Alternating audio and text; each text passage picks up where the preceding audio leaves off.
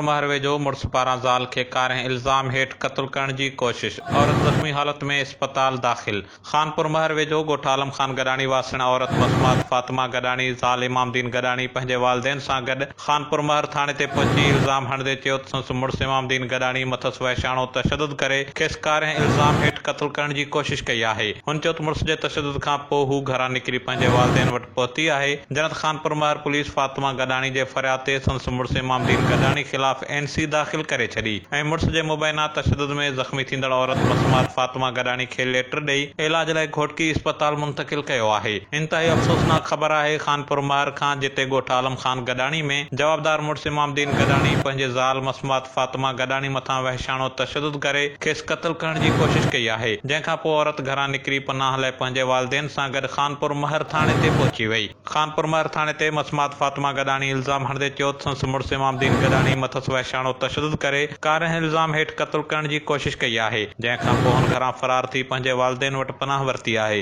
हुन चयो त मुड़ुस ख़िलाफ़ कार्रवाई करे इंसाफ़ ऐं तहफ़ुज़ फराहम कयो वञे। ॿिए पासे औरत मसमात फातिमा गॾाणी जे फरियाद ते संदसि मुड़ुस इमामदीन गॾाणी ख़िलाफ़ NC दाख़िल कई वई आहे।